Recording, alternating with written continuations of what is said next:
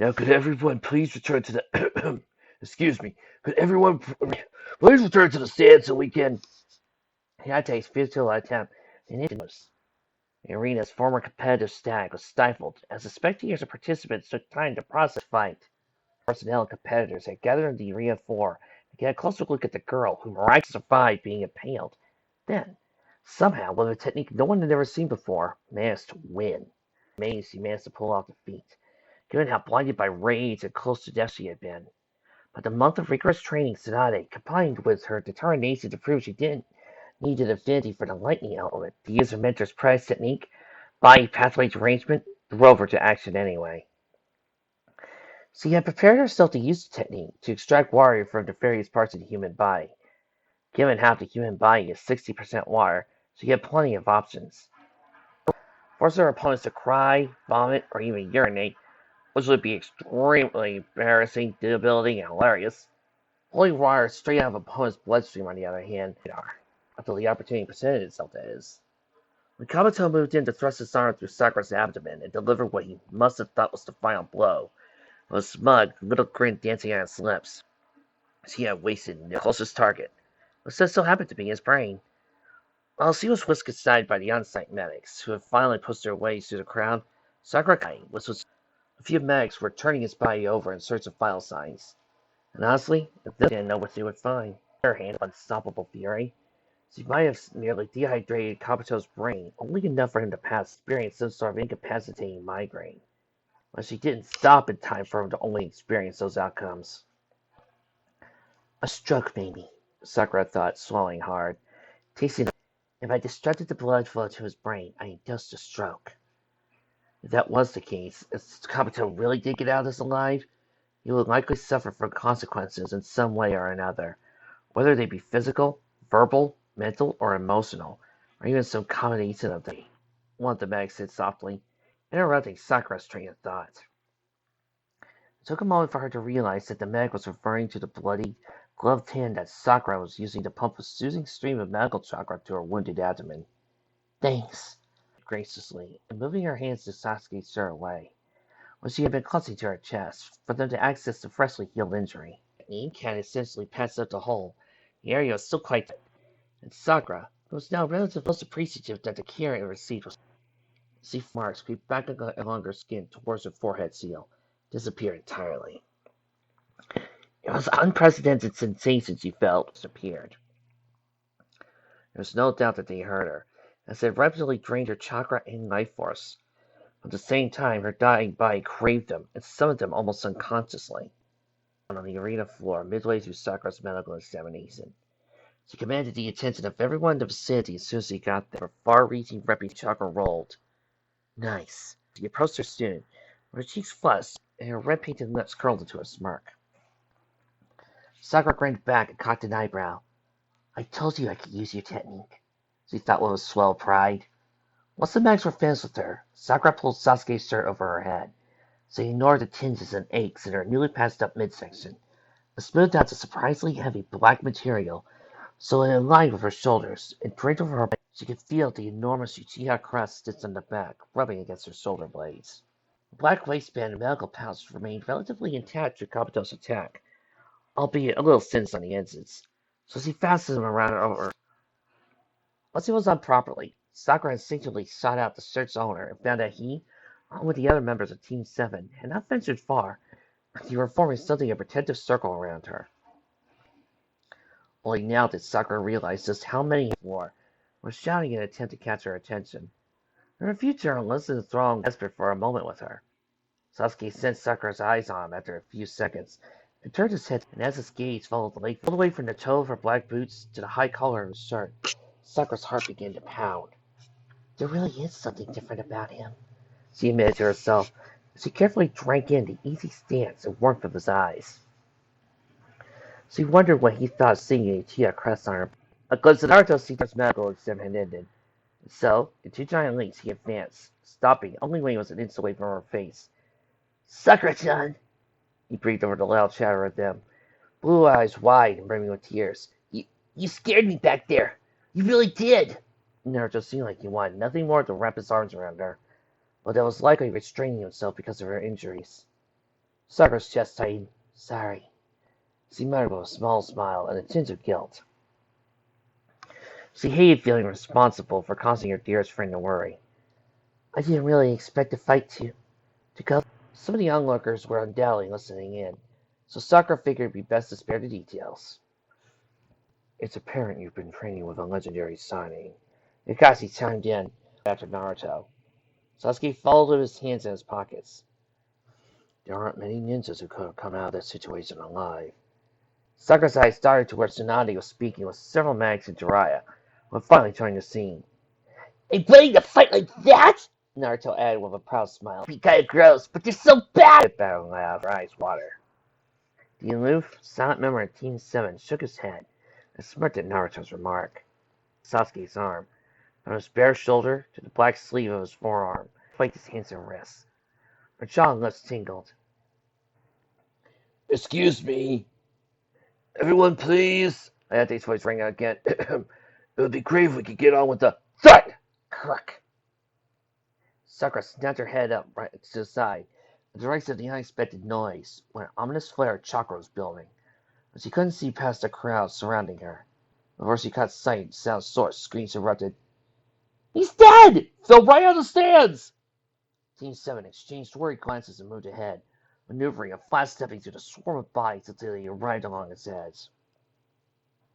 Sakura's eyes were pulled to the arena floor, near the wall, where the Kazekage's body was splayed in a pool of blood. The concrete surface cracked before him.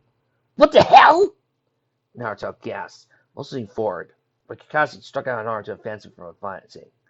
The murmurs and screams grew louder and louder, and Sakura's head was spinning. How did one of the strongest ninjas in the land go and fall out of the stands? What's happening? Then there was another blast of chakra. Somewhere behind them, the crowd swirled around while the shouting amplified. Sakura watched Hara as Kankuro, who had been hunched over the railing, collapsed and pummeled into the ground. "Kankuro, no!" Temari cried, leaping over the rail after her brother. She pulled out a gigantic fan as he descended, and the two swooping muscles sent funnels of wind towards the ground, was carrying Kankuro's body right before it struck, until the wind funnels vanished, and he landed in the arena floor with a soft thud. Temari was at his side, and then Kankuro's black shirt slew up a few inches in motion, revealing a pattern of dark, splotchy marks. A sea of spectators flocked to the arena floor to examine the bodies, including the third Hokage, flanked by Ko, who kneeled beside the Kazekage with expressions of utter bewilderment. "Is that the sea? Let's go!" Step felt constricting, extremely stumbling over. "Everyone needs to get away from here!" But she was paralyzed with shock and panic and failed to find her voice.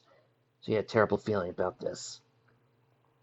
While Naruto visited beside her, trying to the mob, Sasuke mirrored Sakura's actions and froze to the spot. "Shit!" He muttered as he bowed his head and slid his hands to his base of his neck, cringing with discomfort. Then, out of absolutely nowhere, and with a loud hiss, a thick, murky vapor filled the air, seeping in through the creases where the arena wall met the floor. In seconds, the air was thick and difficult to breathe, like they were being assaulted by fog machines. The crowd, now trapped in the arena, went mad. "That's it! That's how it's spreading! It's the vapor! Don't breathe! We need to get out of here!" Hands and arms shot out to cover noses and mouths as the frenzied, chaotic scramble to the arena's exit began. Bodies slammed into each other, and several quick-thinking ninjas leaped back up to the stands as their means of escaping the foggy substance's assault. Sakura reflexively made with everyone else, clamped a hand over her mouth and nose and squinted her eyes.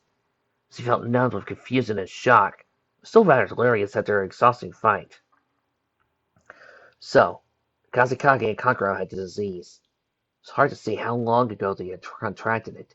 Now Sakura knew the disease started with a dormant, asymptomatic phase, and they may have had it for hours or days, depending on what Orochimaru Kabuto fancied. Well, what the hell was this vapor? Sakura had been extensively researching Orochimaru's awful disease for weeks on end. Through all her investigation, there was never any indication of airborne transmission. If anything, she was certain it had something to do with the mysterious puncture wounds most of her patients had. This doesn't add up. "Sakura-chan, let's move!" came Naruto's muffled cry through the clamor, and the palm he was pressing to his mouth. It was getting hard to see with the thick vapor pulling over her vision, and a swarm of people scampering around like rabbits. But she could make out Naruto's bright eyes just ahead of her. It was difficult to think straight. "Come on!" he added, while gripping her arm and dragging her towards the exit.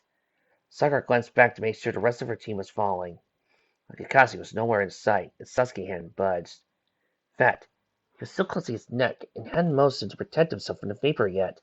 Sasuke! Sakura yelled. Once alerted Naruto they weren't ready to plow ahead. He backtracked, pushing against the current of bodies. He nearly got trampled over. He managed to get Sasuke and Sakura promptly covered his mouth and nose with a free hand. His skin was hot and lined with sweat, clutching his neck, where he rushed senses, as indicated by how he pulled his panic-stricken gaze to look up at her. They let dice, and the stare carried a warning that Sakura understood, but didn't want to believe. Sakura swallowed. It's happening. There'll be a war after all. Naruto lands on Sakura's arm again and nodded Sasuke's direction with his hand. His eyes stretched to the curse mark. Sasuke was. Last time, Kabuto used a mass genjutsu on the arena, Temple and Nirvana technique to put everyone to sleep. Sakura thought her mind worked. It didn't seem like he would take that route this time around, since he was probably half dead somewhere beneath the stampede of feet. Another ears. Well, they were a different kind. She scanned the foggy, strenuously by what's happening. If it had been chaos, Sakura wasn't sure what to call it now, as the vapor was thicker than ever. Bodies were flocking into the already packed arena. The weapons were flying. Sakura's heart was thudding in her chest, and she was feeling lightheaded. It's happening now, she thought frantically, feeling Sasuke's hand cover hers. Instinctively, she could move and focus on escaping. Wordlessly, the three of them started to run, weapons line of fire, while gripping onto the fabric of each other's skirts with their free hands, slamming shoulders to their ski beams, the stands, seeking an opening they could get away through, but they were out of luck. As clad in color of firing weapons trucked down the arena. Look out! Sakura cried, beckoning towards the enemies in the stands, while leading her teammates to the nearest arena wall.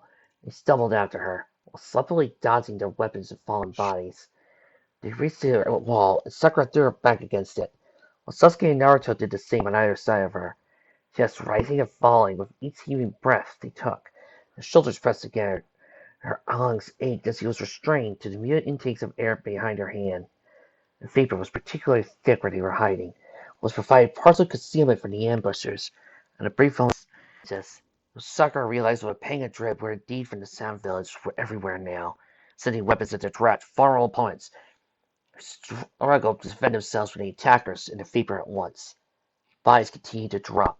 Chakra flares, similar to the flares Shelter projected when he first contracted the disease, lit up the arena.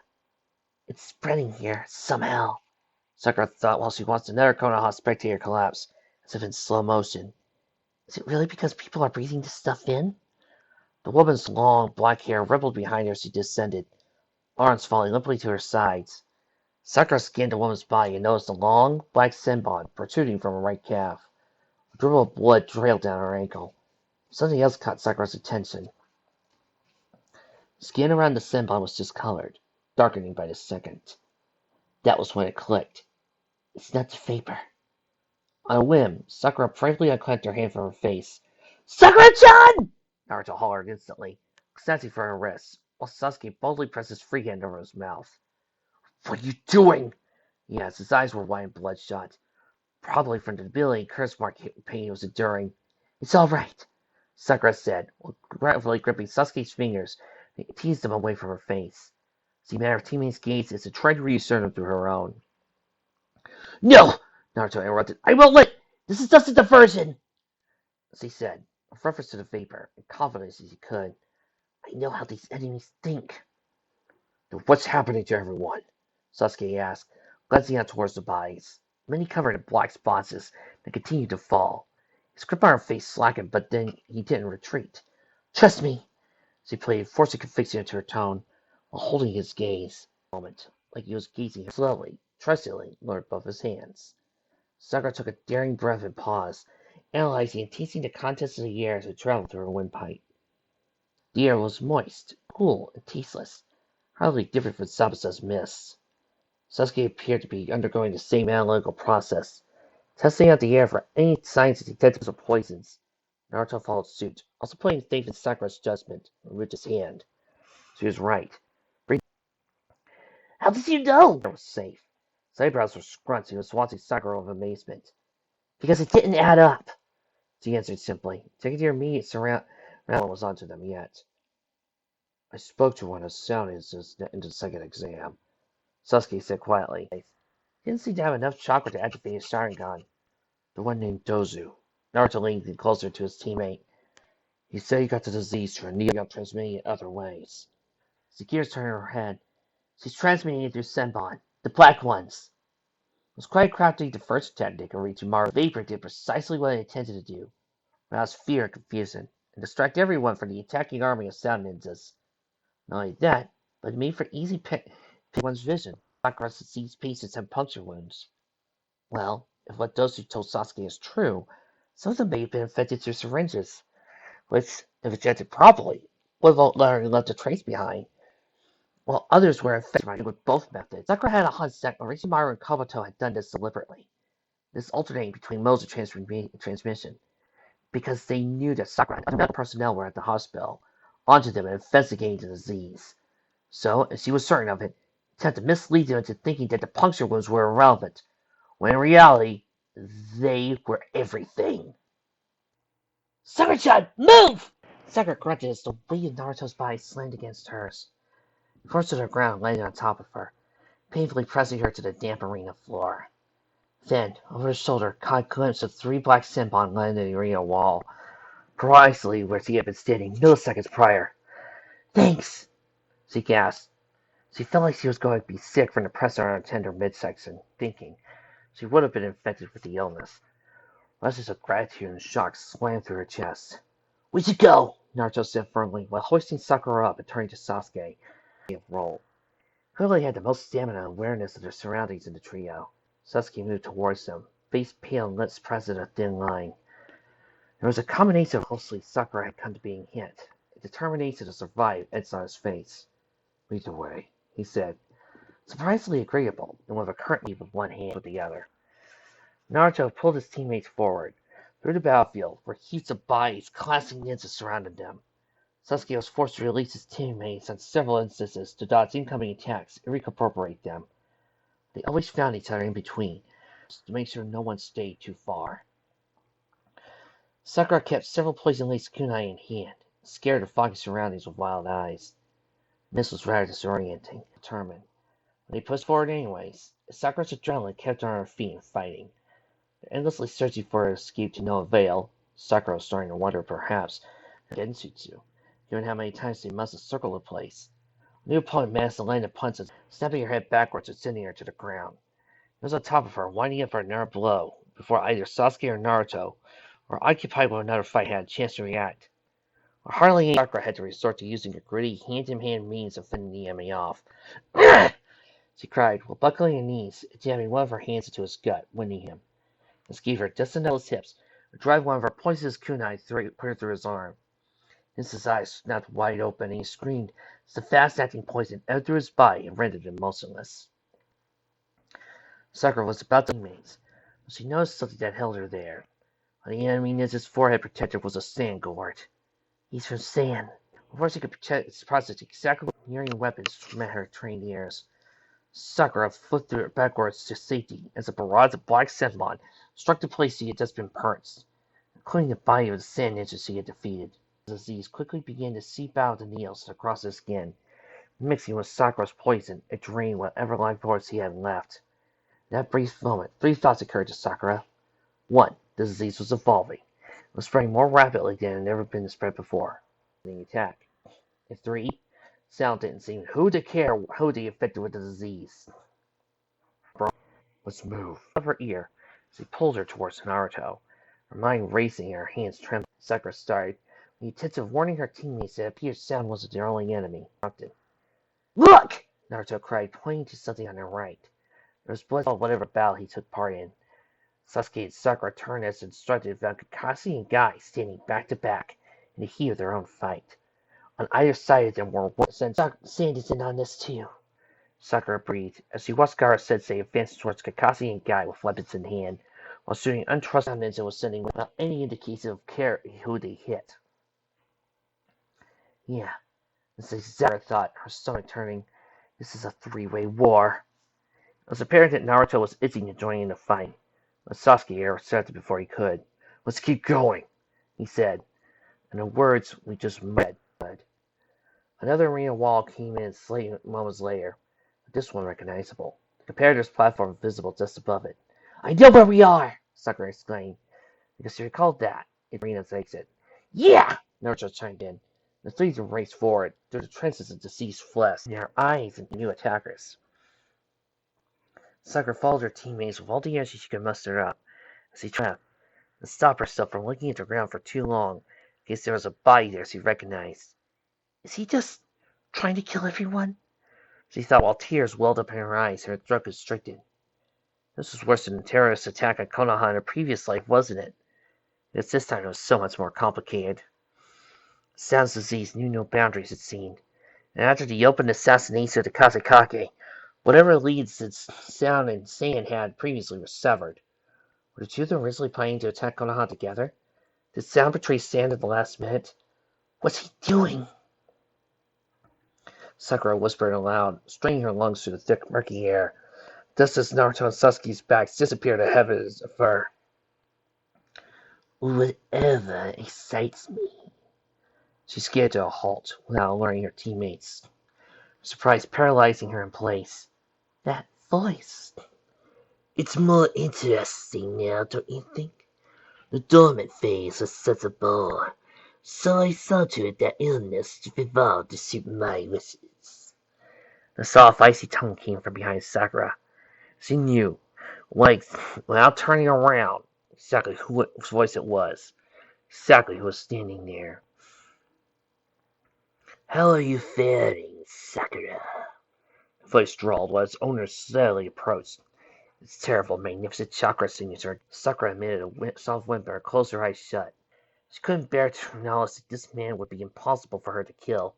Even if her future, Sasuke's future, and the future of the Shin'en world rested on it, just in this world, somehow prompted the creation of an epidemic that had taken. I swear to Celestia, guys, I did not time this. Their time travel mission was going up in flames. You did with voice eerily calm. Intelligent girl you are. But then, to her horror, Sakura felt pressure trace along her outer ear. But as soon as the world around her came back into focus, Sakura wished she had never opened her eyes at all. Underground recognized. A Meg from the land of waves, and Hayate. Sakura's hand flew to her mouth. No, she cried softly, gaping into corpses in disbelief. It's because of me, she thought while sob swelled up her throat. There are probably so many others. Look at what you've made me do. Ritsumaru tugged from behind her. A chilly sweetness Sakura couldn't take it. She gritted her teeth, when all the chakra she had left in her hand, coiled her body, prepared to turn and face the wretched servant. Bye!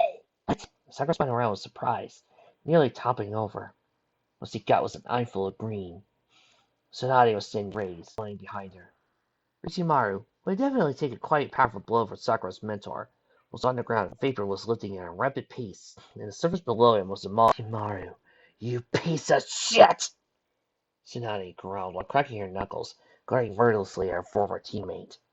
Sakura's thumb thumped against her chest. Oh my god. Sasuke and Naruto returned to Sakura so forcefully they had both nearly collided with her. Not Snake Eye, Ken! Naruto said while wrapping an arm around her. Sasuke took a protective stance in front of both of them. I let you out of my sight for 2 seconds, he mumbled over his shoulder. Sakura could hear the ache in his tone.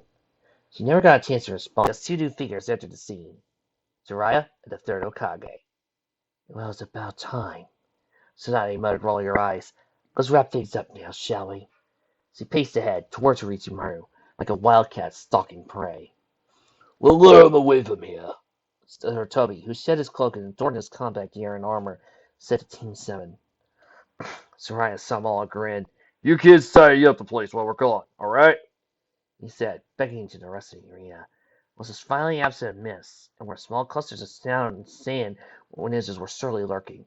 Yes, sir! Naruto said to his tone, though it was strained. His hand shifted restlessly against Sakura's arm. And Ritsumaru, who undoubtedly realized he had now had his hands full with 3 extraordinarily new opponents, fled to put some distance between them. But Tsunade, Jiraiya, and Sarutobi were already in pursuit. A collective sigh of relief enveloped Team 7. It was short-lived, because now the vapor was gone. They were able to discern other battles happening throughout the arena. Their nearest one was Team 8 against 6 sound ninjas. They were outnumbered 2-1. Naruto! Naruto cried, releasing Sakura, wrestling to meet his training partner. Hinata was visibly struggling. After having fought a challenging tuning exam match not 2 months earlier, her clothing was scuffed here and there, and her bruises and scrapes laying upon the exposed skin of her hand and face. Shino, too, was moving quite slowly after the recent fight with Tamari. Kiba was on all fours, alongside Akamaru, taking the brunt of the opponent's advances. Let's go, Sasuke said, preparing to bound after Naruto. Sakura, is that you? Come here, quick! Sakura's feet locked in place at the sound of a familiar voice. Ino! She replied, voice cracking slightly, slipping her head around in search of her best friend. Sasuke, who had also paused and heard Ino's cry, roughly grabbed Sakura's arm and pointed to something behind her. There, he said, dragging her along. It took a moment for Sakura's focus to adjust to the sudden change of direction. But when it did, she spied Ino crouched on the ground, traces of debris and body. Thanks, Sakura said between pants, while Sasuke guided her to her friend. Ino, wearing civilian clothes and her skin extremely pale. Choji was lying at her feet, and Sakura's eyes were instantly pulled to the fresh wound on his leg, from whence a black centigrade in the stain was spreading. I'll cover you, Sasuke said shortly, turning away to keep a watchful eye for enemies. Shit! Choji's other side, tearing out her medical pouch. Is there any way I can help? Sakura, probably teeming with wide, tear-filled eyes. That Choji be treated immediately. It was Ino. She was still recovering, over a month later, from a far milder version of this very disease. Sakura swallowed back her emotions to keep her head clear. I'd stay out of this if I were you, Dick Tweezers. You might be vulnerable to reinfection. Backing away slowly, though she seemed reluctant to. Where's Shikamaru? Sakura asked to divert their attention. Because she was curious, she carefully slid the weapon out Choji's leg with tweezers. Dark blood oozed from the open wound. He's fighting on the other side somewhere, she said, blue eyes flinging around the arena and searching him. Sakura said, while popping 2 anti-parasitic drugs into Choji's mouth, forcing him to swallow them while she let as much of the disease as she could. When it was dizzying, a simple act of swimming energy from the she was physically drained from her battle with Kabuto, mostly drained, and her stream of under shield never caught a break to start replenishing herself. But she went on with the procedure anyways, because there was no way in hell she was going to stand by and let a comrade die. Minutes ticked as she coaxed her chakra through the Choji's leg, reduced the barrier to contain the parasites before they got anywhere near his vital organs. From behind her, she could hear Sasuke deflecting an onslaught of weapons with his own as prowling enemies stood nose of them and drew closer. To Sakura's great relief, her barrier seemed to hold. Choji, who had been slipping in and out of consciousness, now his eyes open, emitting soft grunts. You'll make it, Sakura chanted soothingly, but it wasn't through with him yet. She didn't tread carefully and saw proper blood facing was not off the table. Ino scared on keenly.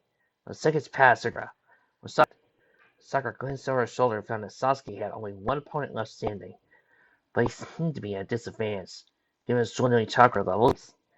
You holding up?